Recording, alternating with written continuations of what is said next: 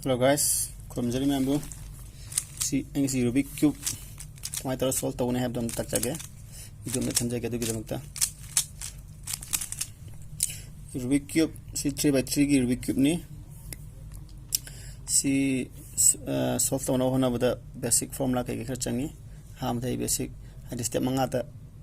ai Rubik cube je kamai tara solve tawne have tak jage solve chung taw to bangam je bakang bisu si yamna aina taw to hajuji noigi hajni nakti Rubik cube laiva taraga di Rubik cube to puthoga aina tai singje fajana tamna toraga to yeng video tapra ta comment section ta habiro ado kai gumba ko ngaw gumba lega di comment section ta habiro simutang di ko ngaw ge adi kram step to ko ngaw do ado habiro hamada si 3x3 Rubik cube ni si aigi magi kaiter maming mata khaja si first layer kawi first layer maya second layer third layer aduga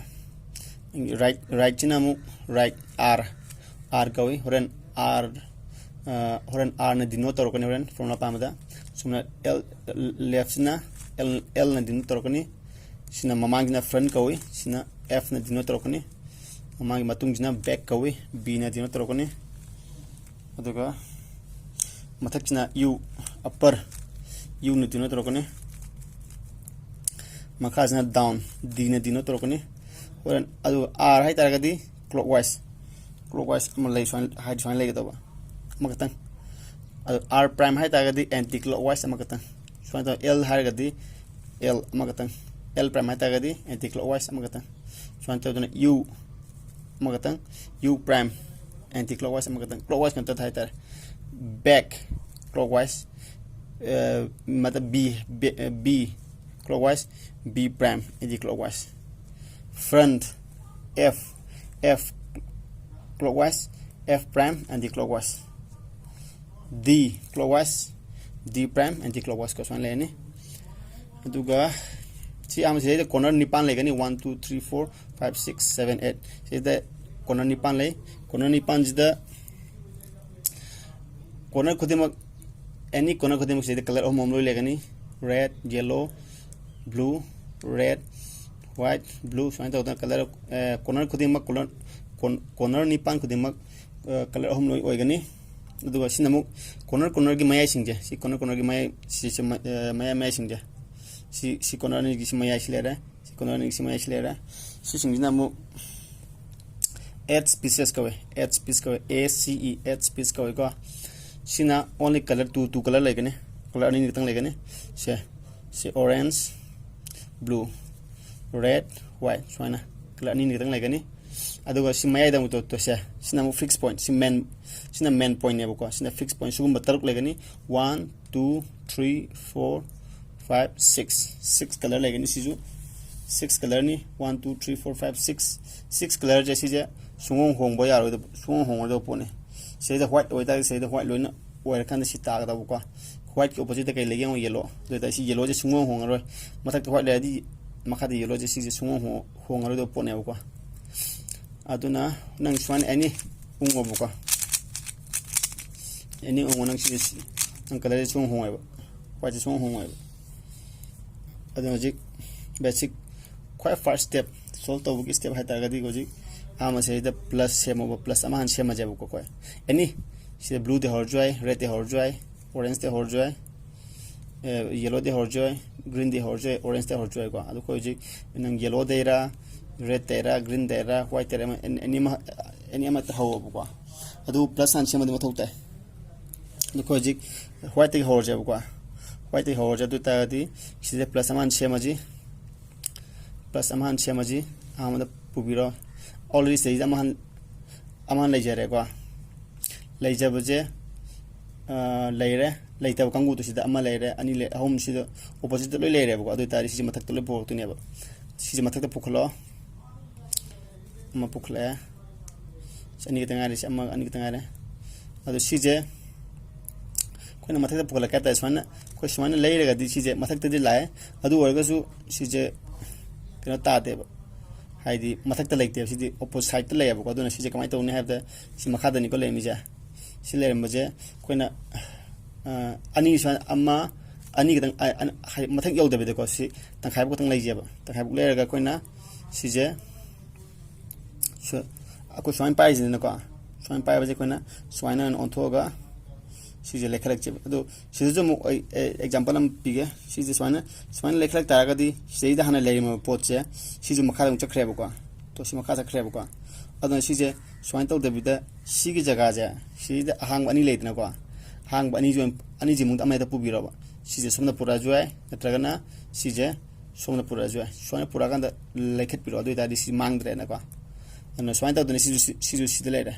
sidi tar ni sidi somda hang lere me swain lekhat piro do swain plus saman simbiro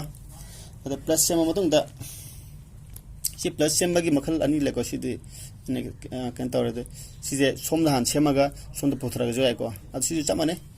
sidu chamane sidu plus sem sidu basic ni adu sije plus saman seme ko plus ti tare ko si yeng mo thok tare ko kono ja plus ti tare adu bu ko ni yeng du ji karino perfect plus tabra ta dabra yeng du ne ko perfect plus hai tare ga si color ja si man hang da adu si jana leir ga han jeng ko hana si green ni tana ko green gi ma pa han tham ma yeng green gi ma pa tham kan kai gi ta geng si am tang ta ba ko adu am ko leir yeng ha color ani di so na ta ne ba ko color ani so ta ta ga ne do so am leir yeng si red tare to si blue tare do tadi color ni taro ebo si je si ma tadre haidi red chiga si tajare blue tajare si ani tadre ba ani ata da bani je hai tara gadi kram no line hai tara si tajare si tada ba line je si jiga si line jiga je si je makha da si tada ba line han putharo ba makha da hai tara di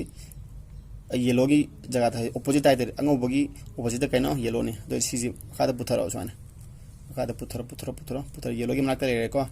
yellow makta le kan dam koina mu thidu ma kamai to tahan gani har matam da ango boga lai thangnari ba color kaino green ni si ako swan lai thiro green ma pa to sitare ko green gi ma pa phanga kan koina mathak tamu lekhalo si phanga kan da lekhale ko sitare ko do amaka tanga si makha le si jomu si orange ni adu tadi orange ki mapad le thiro som de lero yengo si orange la nate si red ni si orange la nate si blue ni si orange la mane si orange ando si phangam ni si ju mapa phangjare si phangam ni na sona lekhalo lekhale ko adu diara do ta si je perfect plus kawre perfect plus tare base ko perfect plus tare matung khona yengu ja hajde the first step lo ra second step ta do ja kona corner mai se already ngo bom de le ko do ju si ngo bu ji koi chumde jaga ji chumde ko corner mai ji kamai to hapchang ne ha matam ne khoni ing du ja first second third layer ja third layer ji da koina ngo bu yaw ring du ne ba adu ju mama yong thok pai ta to asugum bai ta sugum ba je ai sumai nang mama yong thok ji thi du ne si dam le re ani le ahum le re ahum mo khilo le damadi mathak le jare bu ko ana sum mo ji thira kamai to ne ha ta sigi mama yon thok ja si ji ga thangnari ba color ji kaino han jengo si karino orange si karino blue so the orange ka blue ga gi haidi middle gi mai thamje haidi middle hasuma men color sing ja hasuma mai thamje mai dai taraga di si orange ni ko the orange le jare si blue ni ko blue sile mani sile re to the blue ga orange ka gi maya hi tari si tare ba si gi ani ka si thamje ba si je so lai bi ro thamme ko orange sile jare blue sile jare ani ka thamme do ta di koni yeng du je ango ji krom don le je yelom dani som da hang ya ba ngo ba som da ango bu ji yelom da le bani na koina oirom da le re ne sana anti clockwise leirani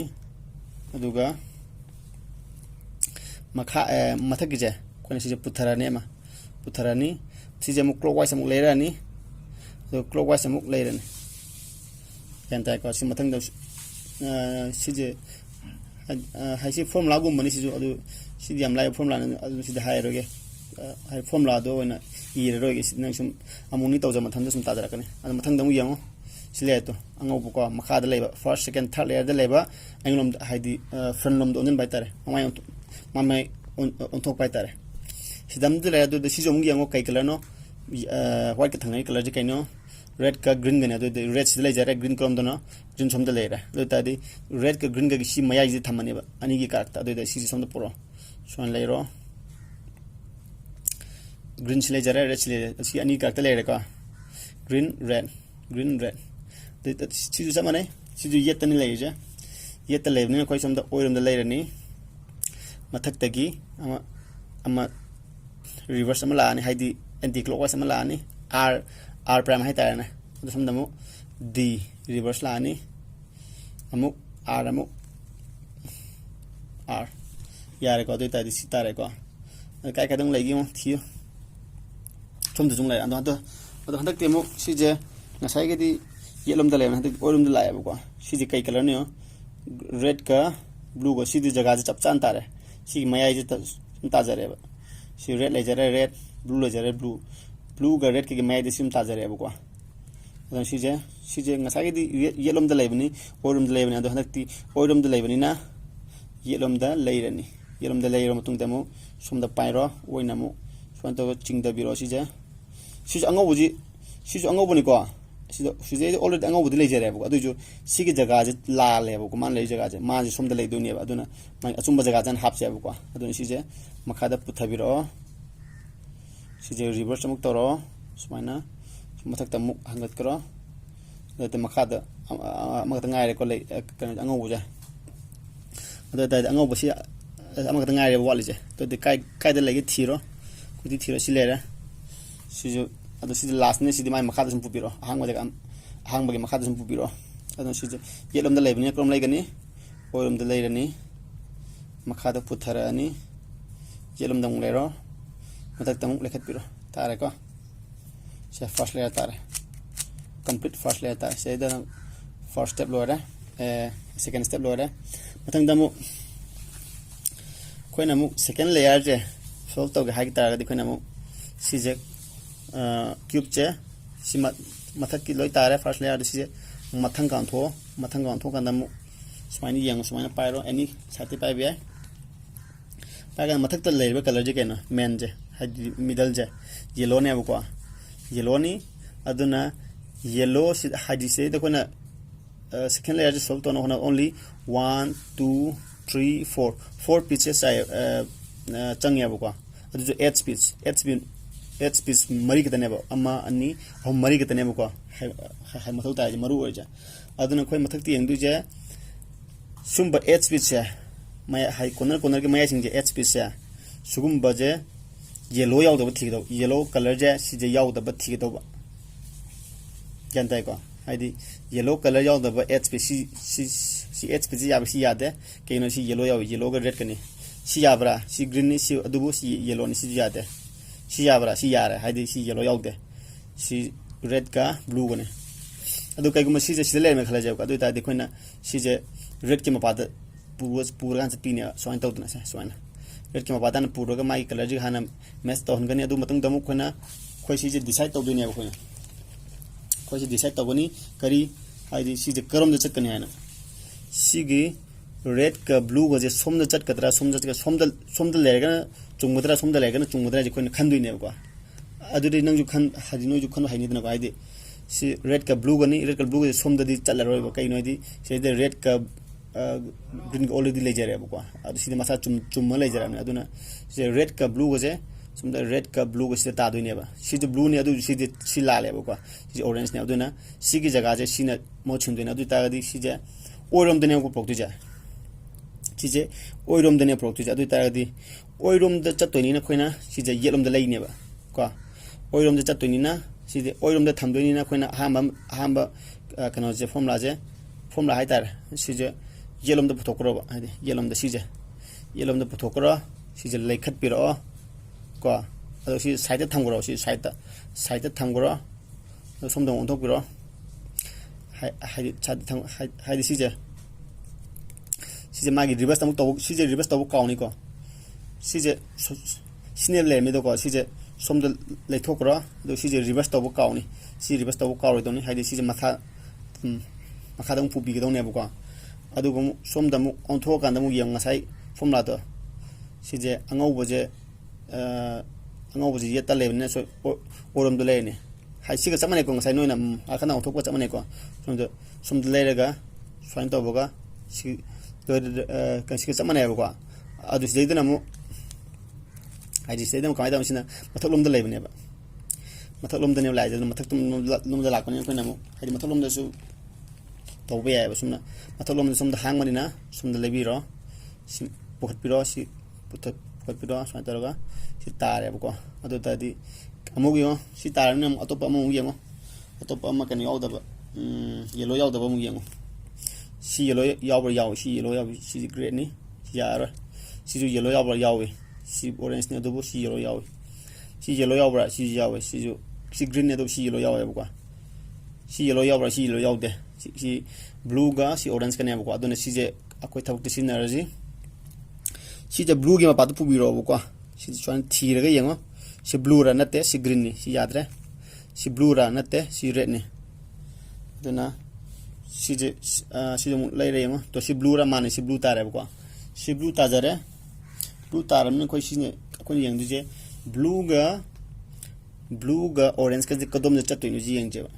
ꯕ꯭ꯂꯨꯒ ꯑꯣꯔꯦꯟꯖꯀꯁꯦ ꯁꯣꯝꯗ ꯂꯩꯒꯗ꯭ꯔꯥ ꯁꯣꯝꯗꯗꯤ ꯂꯩꯔꯔꯣꯏ ꯀꯩꯅꯣ ꯍꯥꯏꯗꯤ ꯕ꯭ꯂꯨꯒ ꯔꯦꯗꯀꯁꯤ already ꯁꯤꯗꯩꯗ ꯇꯥ ꯂꯩꯖꯔꯦ ꯑꯗꯨ ꯑꯣꯏꯇꯥꯔꯗꯤ ꯁꯤ ꯁꯣꯝꯗ ꯂꯩꯐꯝ ꯊꯣꯛꯑꯦꯕꯀꯣ ꯕ꯭ꯂꯨꯒ ꯑꯣꯔꯦꯟꯖꯀꯁꯤ ꯁꯤꯗ ꯂꯩꯔꯀꯥꯟꯗ ꯆꯨꯝꯗꯣꯏꯅꯦꯕ ꯁꯤꯗ ꯕ꯭ꯂꯨꯅꯤ ꯑꯗꯨꯕꯨ ꯁꯤꯗꯤ ꯌꯦꯜꯂꯣꯅꯦꯕꯀꯣ ꯁꯤꯗꯩꯗ ꯑꯩꯈꯣꯏꯅ ꯀꯩ ꯂꯩꯐꯝ ꯊꯣꯛꯏ ꯁꯤ ꯑꯣꯔꯦꯟꯖ ꯂꯩꯐꯝ ꯊꯣꯛꯑꯦꯕ ꯑꯣꯔꯦꯟꯖ ꯂꯩꯐꯝꯁꯤꯗ ꯑꯩꯈꯣꯏ ꯌꯦꯜꯂꯣ ꯂꯩꯁꯜꯂ ꯂꯩꯔꯦ ꯑꯗꯨ ꯑꯣꯏꯇꯥꯔꯗꯤ ꯁꯤꯗꯩꯗ ꯕ꯭ꯂꯨꯒ ꯑꯣꯔꯦꯟꯖꯀꯁꯤ ꯁꯤꯗ ꯂꯩꯐꯝ ꯊꯣꯛꯑꯦꯕ ꯑꯗꯨꯅ ꯑꯩꯈꯣꯏ ꯁꯤꯁꯦ ꯀꯔꯣꯝꯗ ꯂꯥꯛꯇꯣꯏꯅꯣ ꯑꯣꯏꯔꯣꯝꯗ ꯂꯦꯐꯇ ꯍꯥꯏꯇꯥꯔꯦꯅꯦꯀꯣ ꯂꯦꯐꯇꯅꯦꯕ ꯆꯠꯇꯣꯏꯁꯦ ꯂꯦꯐꯇ ꯆꯠꯇꯣꯏꯅꯤꯅ ꯀꯩ ꯍꯥꯏ ꯉꯁꯥꯏꯒꯤꯗꯣ ꯂꯦꯐꯇ ꯆꯠꯇꯣꯏꯅꯤꯅ ꯑꯩꯈꯣꯏꯅ ꯁꯤꯁꯦ ꯌꯦꯠꯂꯣꯝꯗ ꯍꯥꯟꯅ ꯄꯨꯔꯅꯦꯕ ꯌꯦꯠꯂꯣꯝꯗ ꯁꯥꯏꯗꯇ ꯊꯝꯕꯤꯈ꯭ꯔꯣ ꯑꯗꯣ ꯁꯤꯒꯤ ꯑꯍꯥꯡꯕ ꯍꯥꯏꯗꯤ ꯁꯤꯒꯤ ꯂꯧꯊꯣꯛꯀꯗꯧꯔꯤꯕ ꯖꯒꯥꯁꯦ ꯁꯤꯁꯦ ꯃꯊꯛꯇ ꯄꯨꯈꯠꯄꯤꯔꯣ ꯑꯗꯣ ꯑꯃꯨꯛ ꯁꯥꯏꯗꯇ ꯑꯃꯨꯛ ꯊꯝꯈ꯭ꯔꯣ ꯁꯣꯏꯁꯦ ꯑꯃꯨꯛ ꯌꯦꯠꯂꯣꯝꯗ ꯂꯩꯕꯤꯔꯣ ꯑꯗꯣ ꯁꯤ ꯔꯤꯚꯔꯁ ꯇꯧꯕ ꯀꯥꯎꯕ ꯌꯥꯗꯦ ꯁꯤ ꯔꯤꯚꯔꯁ ꯑꯟ ꯇꯧꯔ ꯊꯝꯕꯤꯍꯧꯔꯣ ꯑꯗꯨꯒ ꯑꯃꯨꯛ ꯑꯣꯏꯔꯣꯝꯗ ꯑꯃꯨꯛ ꯂꯩꯕꯤꯔꯣ ꯑꯣꯏꯔꯣꯝ ꯅꯠꯇꯦ ꯍꯥꯏꯗꯤ ꯁꯨꯃꯥꯏꯅ ꯄꯥꯏꯔꯒ ꯌꯦꯠꯂꯣꯝꯗ ꯂꯩꯕꯤꯔꯣ ꯍꯥꯏꯗꯤ ꯁꯣꯝꯗ ꯍꯥꯡꯕꯅꯤ나 ꯌꯦꯠꯂꯣꯝꯗ ꯂꯩꯕꯤꯔꯣ ꯁꯤ ꯃꯊꯛꯇ ꯄꯨꯈꯠꯄꯤꯔꯣ ꯑꯃꯨꯛ ꯔꯤꯚꯔꯁ ꯑꯃꯨꯛ ꯂꯥꯛꯑꯣ ꯃꯈꯥꯗ ꯑꯃꯨꯛ ꯄꯨꯊꯣꯔꯛꯑꯣ ꯁꯤ ꯇꯝ ꯇꯧ ꯅꯣꯏ ꯄꯨꯁ ꯇꯧꯔ ꯇꯝ ꯌꯦꯡꯉꯁꯨ ꯁꯨꯝ ꯌꯦꯡꯉꯣ ꯒ꯭ꯌꯥꯟ ꯇꯥꯗ꯭ꯔꯒꯗꯤ ꯑꯗꯣ ꯍꯧꯖꯤꯛ ꯑꯃꯈꯛꯇ ꯉꯥꯏꯔꯦꯕꯀꯣ ꯁꯤꯗ ꯐꯖꯕ ꯑꯦꯛꯖꯥꯝꯄꯜ ꯑꯃ ꯂꯩꯔꯦ ꯁꯤ ꯌꯦꯜꯂꯣ ꯌꯥꯎꯔꯦ ꯁꯤꯁꯨ ꯌꯥꯗ꯭ꯔꯦ ꯁꯤ ꯌꯦꯜꯂꯣ ꯌꯥꯎꯏ ꯁꯤꯁꯨ ꯌꯥꯗ꯭ꯔꯦ ꯁꯤ ꯌꯦꯜꯂꯣ ꯌꯥꯎꯏ ꯁꯤꯁꯨ ꯌꯥꯗ꯭ꯔꯦ ꯁꯤꯁꯨ ꯌꯦꯜꯂꯣ ꯌꯥꯎꯏ ꯁꯤ ꯃꯔꯤꯃꯛ ꯑꯝꯇ ꯌꯥꯗ꯭ꯔꯦꯕꯀꯣ ꯑꯗꯨ ꯀꯗꯥꯏꯗ ꯂꯩꯒꯦ ꯑꯃꯁꯦ ꯊꯤꯖꯦꯕ ꯇꯣ ꯁꯤꯗꯩꯗ ꯂꯩꯔꯦꯕꯀꯣ ꯁꯤꯁꯦ ꯌꯥꯝ ꯐꯖꯕ ꯑꯦꯛꯖꯥꯝꯄꯜꯅꯤ ꯑꯃ ꯄꯤꯔꯁꯨ ꯌꯥꯔꯦ ꯁꯤ ꯑꯦꯛꯖꯥꯝꯄꯜꯁꯦ ꯌꯦꯡꯉꯣ ꯁꯤꯁꯦ ꯖꯒꯥꯗꯤ ꯆꯨꯝꯃꯦꯕꯀꯣ ꯃꯥꯅ ꯂꯩꯔꯤ ꯖꯒꯥꯗꯤ ꯆꯨꯝꯃꯤ ꯑꯗꯨꯕꯨ ꯀꯂꯔꯁꯦ ꯇ꯭ꯋꯤꯁꯇꯦꯠ ꯑꯣꯏꯕ ꯍꯥꯏꯇꯥꯔꯦ ꯇ꯭ꯋꯤꯁ ꯑꯣꯏꯔꯦꯕ ꯍꯥꯏꯗꯤ ꯒ꯭ꯔꯤꯟꯁꯤꯅ ꯁꯣꯝ ꯊꯥꯡꯒꯗꯕꯅꯤ ꯑꯣꯔꯦꯟꯖꯁꯤꯅ ꯁꯣꯝ ꯊꯥꯡꯗꯣꯏꯅꯦꯕꯀꯣ ꯑꯗꯨ ꯑꯣꯏꯇꯥꯔꯒꯗꯤ ꯁꯤꯁꯦ ꯀꯃꯥꯏꯅ ꯇꯧꯅꯤ ꯍꯥꯏꯔꯀꯥꯟꯗ ꯁꯤꯁꯦ ꯍꯥꯟꯅ ꯂꯧꯊꯣꯛꯄ ꯃꯊꯧ ꯇꯥꯏꯌꯦꯕ ꯂꯧꯊꯣꯛꯀꯦ ꯍꯥꯏꯇꯥꯔꯦ ꯀꯃꯥꯏꯅ ꯂꯧꯊꯣꯛꯀꯅꯤ ꯁꯨꯃꯥꯏꯅ ꯄꯥꯏꯔꯣ ꯁꯤꯅ ꯌꯦꯠꯂꯣꯝ ꯊꯥꯡꯒꯠꯂꯣ ꯍꯥꯏꯗꯤ ꯑꯦꯅꯤ ꯇ꯭ꯋꯤꯁꯇꯦꯠ ꯑꯣꯏꯕ ꯀꯂꯔꯗꯣ ꯁꯤꯁꯦ ꯁꯣꯝꯗ ꯑꯣꯏꯔꯦ ꯈꯜꯂꯣ ꯁꯤꯁꯦ ꯌꯦꯠ ꯊꯥꯡꯕ ꯌꯥꯏ ꯑꯗꯣ ꯍꯧꯖꯤꯛꯇꯤ ꯁꯤꯅꯤꯅ ꯌꯦꯠ ꯊꯥꯡꯉꯒ ꯁꯨꯃꯥꯏꯅ ꯃꯊꯛꯇ ꯄꯨꯈꯠꯄꯤꯔꯣ ꯁꯤ ꯂꯩꯔꯦꯀꯣ ꯀꯂꯔꯁꯦ ꯁꯤꯅꯤꯀꯣ ꯂꯩꯔꯝꯃꯤꯗꯣ ꯃꯊꯛ ꯁꯤꯁꯦ ꯁꯨꯃꯥꯏꯅ ꯃꯊꯛꯇ ꯄꯨꯈꯠꯄꯤꯔꯣ ꯁꯣꯝꯗ ꯁꯥꯏꯠ ꯇꯧꯈ꯭ꯔꯣ ꯑꯗꯨꯒ ꯁꯤꯁꯦ ꯑꯃꯨꯛ ꯃꯈꯥꯗ ꯑꯃꯨꯛ ꯄꯨꯕꯤꯔꯣ ꯑꯗꯣ ꯁꯤ ꯑꯃꯨꯛ ꯍꯥꯡ ꯂꯩꯔꯦꯅ ꯑꯗꯣ ꯁꯤꯁꯦ ꯑꯃꯨꯛ ꯃꯟꯖꯜꯂꯣ ꯑꯉꯧꯕꯁꯦ ꯑꯃꯨꯛ ꯃꯟꯖꯟꯕꯤꯔꯝꯃꯣꯕꯀꯣ ꯁꯨꯃꯥꯏꯅ ꯇꯧꯔꯒ ꯍꯥꯏ ꯉꯁꯥꯏ ꯐꯥꯔꯁ ꯐꯣꯔꯃꯨꯂꯥꯗ ꯑꯗꯣ ꯍꯧꯖꯤꯛ ꯃꯊꯛꯇ ꯌꯥꯎꯕ꯭ꯔ ꯌꯦꯡꯉꯣ ꯍꯧꯖꯤꯛ ꯑꯩꯅ ꯄꯨꯈꯠꯈꯤꯕꯗꯣ ꯌꯦꯜꯂꯣ ꯌꯥꯎꯗꯣ ꯁꯤ ꯂꯩꯔꯝꯃꯤꯗꯣ ꯑꯣꯔꯦꯟꯖꯀ ꯒ꯭ꯔꯤꯟꯒ ꯇꯥꯔꯕ ꯑꯣꯔꯦꯟꯖꯀ ꯒ꯭ꯔꯤꯟꯒꯁꯦ ꯁꯤ ꯒ꯭ꯔꯤꯟꯒꯤ ꯀꯂꯔꯁꯦ ꯊꯤꯕꯤꯔꯣ ꯁꯤ ꯒ꯭ꯔꯤꯟꯂ ꯅꯠꯇꯦ ꯁꯤ ꯑꯣꯔꯦꯟꯖꯅꯤ ꯁꯤ ꯒ꯭ꯔꯤꯟꯂ ꯃꯥꯅꯤ ꯁꯤ ꯒ꯭ꯔꯤꯟꯅꯤ ꯑꯗꯨꯅ ꯁꯤꯁꯦ ꯁꯨꯃꯥꯏꯅ ꯇꯧꯔꯒ ꯐꯪꯉꯦ ꯁꯤ ꯐꯪꯉꯕꯅꯤ ꯁꯤꯁꯦ ꯀꯔꯣꯝꯗ ꯄꯨꯅꯤ ꯒ꯭ꯔꯤꯟꯒ ꯑꯣꯔꯦꯟꯖꯀꯁꯦ ꯁꯣꯝꯗ ꯂꯥꯛꯀꯗ꯭ꯔꯥ ꯁꯣꯝꯗ ꯂꯥꯛꯀꯅꯤ ꯀꯩꯒꯤꯅꯣꯗꯤ ꯁꯣꯝꯗ ꯑꯣꯜꯔꯦꯗꯤ ꯂꯩꯔꯦꯕꯀꯣ ꯒ꯭ꯔꯤꯟꯒ ꯑꯣꯔꯦꯟꯖꯀꯁꯦ ꯁꯣꯝꯗ ꯂꯥꯛꯇꯣꯏꯅꯤꯅ ꯌꯦꯠꯂꯣꯝꯗ ꯂꯥꯛꯇꯣꯏꯅꯤꯅ ꯑꯣꯏꯔꯣꯝꯗ ꯄꯨꯔꯣꯕ ꯁꯤꯁꯦ ꯑꯣꯏꯔꯣꯝꯗ ꯂꯥꯛꯇꯣꯏꯅꯤꯅ ꯌꯦꯠꯂꯣꯝꯗ ꯄꯨꯕ ꯌꯦꯠꯇ ꯂꯥꯛꯇꯣꯏꯅꯤꯅ ꯑꯣꯏꯔꯣꯝꯗ ꯄꯨꯕꯀꯣ ꯑꯗꯨ ꯑꯣꯏꯇꯥꯔꯒꯗꯤ ꯁꯤꯁꯦ ꯑꯣꯏꯔꯣꯝꯗ ꯄꯨꯔꯣ ꯁꯤꯁꯦ ꯌꯦꯠꯂꯣꯝꯗ ꯂꯥꯛꯇꯣꯏꯅꯤꯅ ꯑꯣꯏꯔꯣꯝꯗ ꯍꯥꯏꯇꯥꯔꯗꯤ ꯀ꯭ꯂꯣꯛꯋꯥꯏꯁ ꯂꯩꯕꯤꯔꯣ ꯁꯣꯝꯗ ꯁꯤꯗ ꯂꯩꯔꯝꯕꯗꯣ ꯁꯣꯝꯗ ꯂꯩꯕꯤꯔꯣ ꯁꯤ ꯂꯩꯔꯦꯀꯣ ꯁꯤꯁꯦ ꯄꯨꯈꯠꯄꯤꯔꯣ ꯁꯤꯁꯦ ꯑꯃꯨꯛ ꯁꯥꯏꯗꯇ ꯊꯝꯈ꯭ꯔꯣ ꯁꯤ ꯊꯝꯈ꯭ꯔꯦꯀꯣ ꯁꯤꯁꯦ ꯑꯃꯨꯛ ꯔꯤꯚꯔꯁ ꯇꯧꯕ ꯀꯥꯎꯕ ꯌꯥꯗꯦ ꯔꯤꯚꯔꯁ ꯇꯧꯕ ꯀꯥꯎꯕ ꯁꯨꯡꯌꯥ ꯌꯥꯗꯦ ꯊꯝꯈ꯭ꯔꯦ ꯑꯗꯨ ꯁꯨꯃꯥꯏꯅ ꯑꯣꯟꯊꯣꯛꯄꯤꯔꯣ ꯀ꯭ꯌꯨꯕꯁꯦ ꯁꯣꯝꯗ ꯀꯔꯣꯝꯗ ꯍꯥꯡꯉꯤ ꯁꯣꯝꯗ ꯍꯥꯡꯉꯤ ꯑꯗꯨ ꯑꯣꯏꯇꯥꯔꯒꯗꯤ ꯁꯣꯝꯗ ꯂꯩꯕꯤꯔꯣ ꯃꯈꯥꯗꯒꯤꯗꯣ ꯑꯃꯨꯛ ꯄꯨꯈꯠꯂꯣ ꯑꯗꯨ ꯁꯤꯁꯦ ꯑꯃꯨꯛ ꯌꯦꯠꯂꯣꯝꯗ ꯑꯃꯨꯛ ꯂꯩꯕꯤꯔꯣ ꯑꯃꯨꯛ ꯗꯥꯎꯟ ꯑꯃꯨꯛ ꯇꯥꯕꯤꯔꯣ ꯑꯗꯨꯗꯤ ꯁꯤ ꯇꯥꯔꯕ tare ko second layer jo adu third layer ju koi yam phajaba example am layer third layer je tawna wana buda ma gi position yam phang be ai ha ma de swana dot katang phang be ai si yellow je only dot katang lei dana ko dot katang phang be na tawna l shape swana phang be ai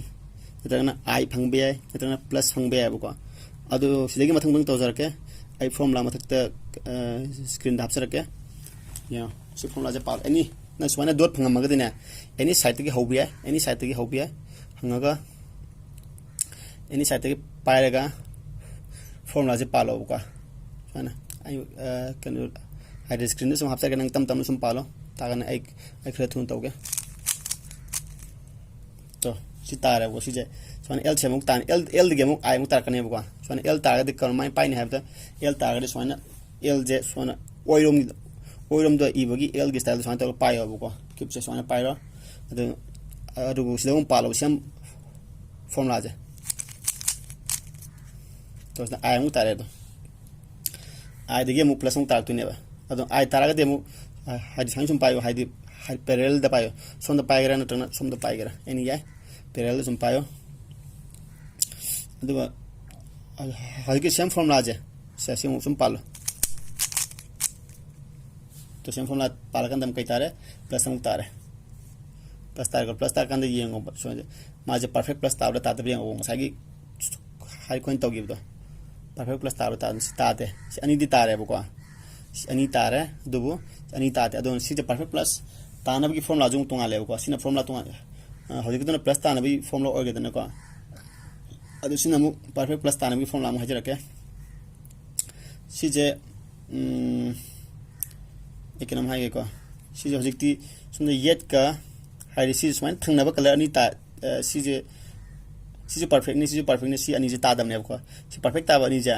amana yet ta thang do ba amana back ta thang do ba swana pa ka na perfect plus ta du ne ko adu si ta du ne kanam ta ha jage ai am ko to ge ko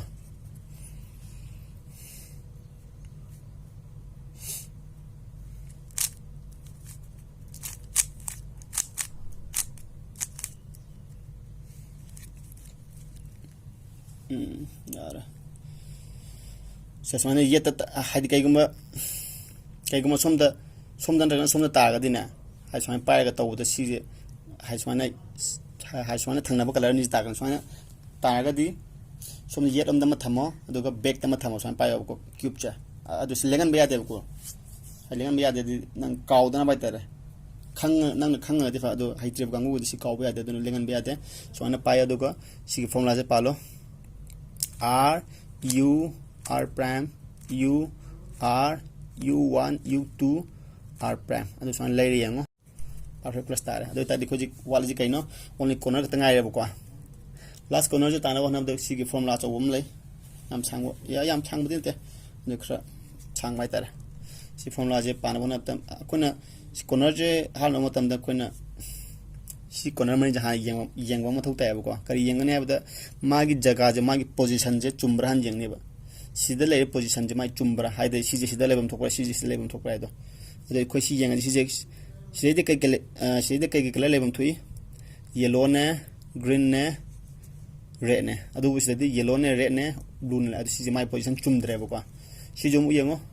si de kai le bam thui green ne yellow ne orange adu bu si jo blue le si jo mai position chumdre si kai gi thui si jo orange ne green ne blue ne si jo position am da chumdre mai position am da chumdre so na position am da chumdra ga di any side ho bia any side ki payo ho bia se sum pairo do ai si formula je palo screen de yar formula je palo amuk ki yango ama pa ga na mu yango ta bra ta hai mai position je chumbra han yango ko si chumbra blue red orange om to ya do si green ya chumde si chumbra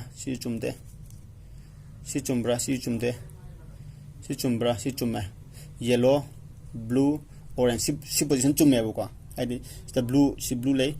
orange lay yellow lay adubu my twisted way adu my position di chumme ba adu sugum ama phang ta ga di a phang ba do sona pa ga ha yelom thangalaga nangolom onjan ba yelom thangalaga soina mu si formula jong palo ba ko same formula पाला अमुक कई अमुक तो सी ताबो तारमे सी तारे बको अदु तादी सिजु position चुम्मे सी ताद्री अदुबु सिजु position चुम्मे ताद्री अदु सुमाय ताद्रगदी हजगी फॉर्मूला दो पानबो लोरे अदुना सुम्ब हाइदि सी कंडीशन दिगी ओनली लास्ट की फॉर्मूला मचाम ले सिजे स्वाइन सुम पाइरो येलोम थांगलो तो सी फॉर्मूला जे पालो सी फॉर्मूला मचा जे r prime d prime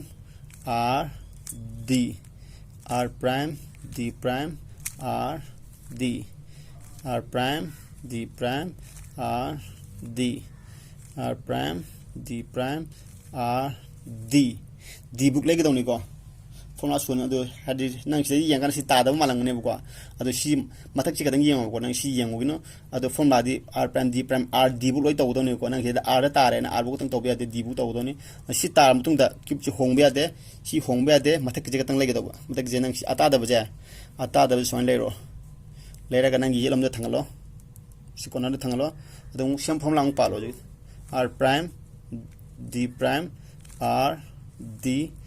r prime d prime r d तारे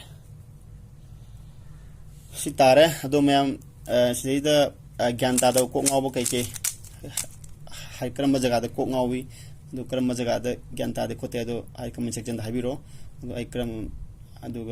आई वीडियो हाई कमाइन तो ज्ञान तागने अदो आई वीडियो समझरके थैंक यू।